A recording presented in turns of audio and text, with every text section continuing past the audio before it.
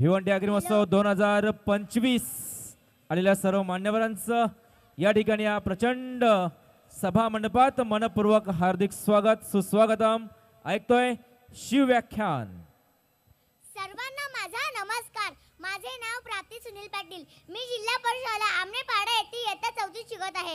आज मी तुमच्या समोर एक कथा सादर करणार आहे। कथेचे नाव आहे धाडसी मातृत्वाचा बुरुज। हिरकणी, होय हिरकणी। कलम नव्हते, कायदा नव्हता, कलम नव्हते, कायदा नव्हता, तरी सुखी होती प्रजा। कारण सिंह गडावर होता माझा छत्रपती शिवराजा, माझा छत्रपती शिवराजा।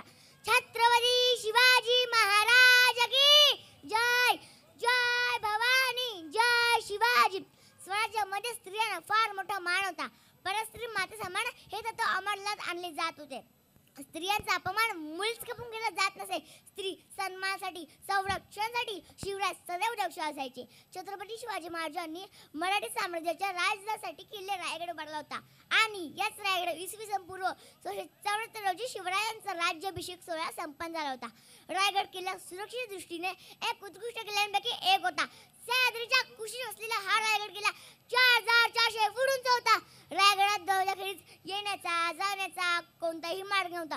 असं म्हणलं जायचं की रायगडाचे दरवाजे बंद झाले की वरून खाली येईल ते फक्त पाणी आणि खालून वर जाईल ती फक्त हवा। मात्र या गोष्टीला अपवाद ठरली ती एक स्त्री, तिचं नाव होतं हिरकणी। गडाच्या पायथ्याशी वाढलेली गवळणी दूध विकण्यासाठी गडावर जायच्या। त्यात हिरकणी असायची। कोजागिरी पौर्णिमेच्या दिवशी हिरकणी गडावर दूध विकण्यासाठी गेली। इतक्यांचे तान्हे बाळ गड एकटेच होते। हिरकणीला दूध विकता उशीर झाला व गाडीचे दरवाजे बंद झाले। हिरकणी गडकऱ्यांना खूप विनवणी करत होती। गडकऱ्यांना तिची दया होती, पण ते काय करणार, ते कर्तव्याचे बांधील होते। हिरकणी गडकऱ्यांना खूप विनवती, पण सूर्यास्तानंतर गडचे बंद दरवाजे उघडायचे नाहीत हा महाराजांचा कडक नियम होता। हिराला त्याच्या बाळाची चिंता होत होती। ती मुसळ रडत होती। ती पारेकऱ्यांना पुन्हा विनवती। गडाचे दरवाजे दुसऱ्या दिवशी सकाळी होणार होते।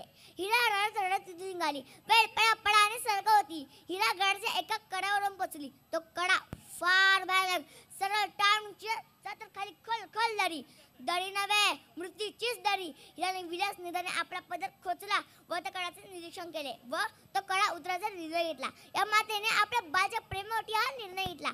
सोबतच्या झाडाझुडपांनी तिचे अंग खटून निघालं होतं। रात्रीच्या अंधारात रायगडचा कडा खाली उतरून येणे म्हणजे पणासारखे होते, कारण सर्व खोल दऱ्या, दाट झाडी आणि त्याचा अंधार।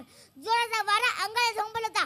गडाच्या कडा गाभारीत एखादा साप असला तर, आख्या मावसा पोळा असला तर, चुकून हात पाय जर निसरला तर, पण हिला कशावर चिंता नव्हती, काळजी होती ती फक्त एकाची, ती म्हणजे त्या तावड्याची।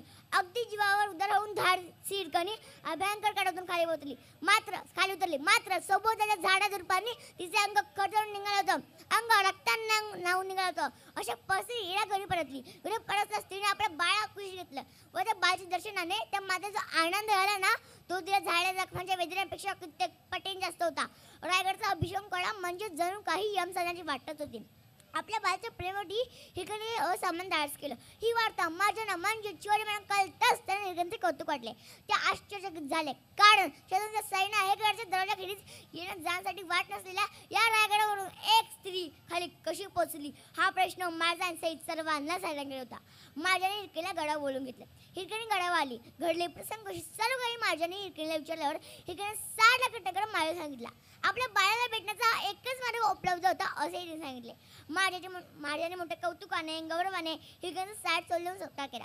ज्या स्वराज्यामध्ये हिरकणीसारखा माता जन्मल्या त्या स्वराज्याचे शौर्य किती मोठं असणार याची कल्पना करणार अशक्यप्राय। आणि हिरकणी कडावरून खाली उतरली। त्या कडावर एक बुर्ज बांधण्यात आला आणि त्या बुर्जाचं नाव देण्यात आले हिरकणी बुर्ज। हिरकणीची शौर्यकथा आजही रायगडावर येत आहे।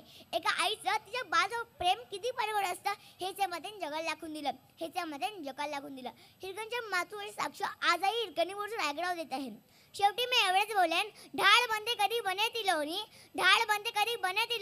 अनमोल असेल आईची कहाणी, वेळ येता झपटी कृ वाघावानी, प्रत्येक आई असतेच